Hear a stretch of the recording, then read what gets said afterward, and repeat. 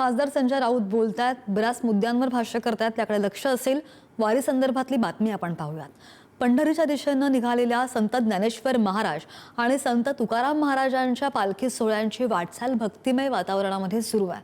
आज संत ज्ञानेश्वर महाराजांचा पालखी सोहळा सकाळी बरड इथून मार्गस्थ झालेला असून आज रात्री नातेपुते इथं मुक्कामी दाखल होणार आहे. दुसरीकडे संत तुकाराम महाराजांचा पालखी सोहळा सुद्धा नियोजित मार्गाने पुढे सरकतोय. आणि या संदर्भात आणखी जाणून घेऊयात. आमचे प्रतिनिधी निलेश आपल्या सोबत आहेत. निलेश, वारीच्या पहिल्या दिवशीपासून आपल्याला सगळे ताजे अपडेट्स आपल्यापर्यंत पोहोचवत आहेत. निलेश, कशी लगबग आहे भाविकांची, कशी तयारी तिथं सुरू आहे? टाळ मृदुंगांच्या तालावर वारकरी तल्लीन झाल्याचं पाहायला मिळतंय.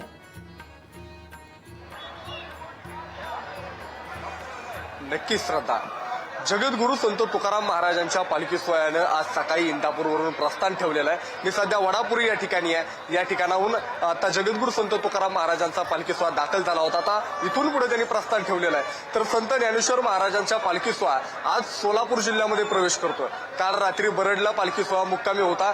आज नातेपुते या ठिकाणी संत ज्ञानेश्वर महाराजांचा पालखी सोहळा मुक्कामी दाखल होणार आहे. मात्र आज सोलापूर जिल्ह्यामध्ये धर्मापुरी या ठिकाणं हा पालखी सोहळा सातारा जिल्ह्याचा निरोप घेऊन सोलापूर जिल्ह्यामध्ये प्रवेश करताना पाहायला मिळणार आहे. तर जगद्गुरु संत तुकाराम महाराजांचा पालखी सोहळा आज सराटी या ठिकाणी मुक्कामासाठी दाखल होणार आहे. सराटी हे पुणे जिल्ह्यातलं शेवटचं गाव आहे. उद्या सकाळी निरास्नान झाल्यानंतर हाही पालखी सोहळा सोलापूर जिल्ह्यामध्ये प्रवेश करणार आहे. म्हणजे आता पंढरी खूप समीप आली आहे असं चित्र या वारीमध्ये आहे. गेले काही दिवसांपासून हे सगळे वारकरी विठुरायाच्या दर्शनाची आस घेऊन या वारीमध्ये शेकडो किलोमीटरचं अंतर चालतायत. शीन तकवा सगळं काही आहे. मात्र सोलापूर जिल्ह्यामध्ये पालखी सोहळे प्रवेश करतायत. त्यामुळे पंढरी जवळ आली आहे. त्यामुळे वारकऱ्यांमध्ये आता उत्साहाचं वातावरण आहे, आनंदाचं वातावरण सध्या या सगळ्या वारीच्या सोहळ्यामध्ये पाहायला मिळत आहे. रिंगण सोहळे संपन्न होत आहेत. जगद्गुरु संत तुकाराम महाराजांच्या पालखी सोहळ्यामध्ये 2 गोल रिंगण संपन्न झालीत. तर ज्ञानेश्वर महाराजांच्या पालखी सोहळ्यामधलं पहिलं गोल रिंगण ते उद्या संपन्न होणार आहे. त्यामुळे वारकरी सध्या आनंदी आहे.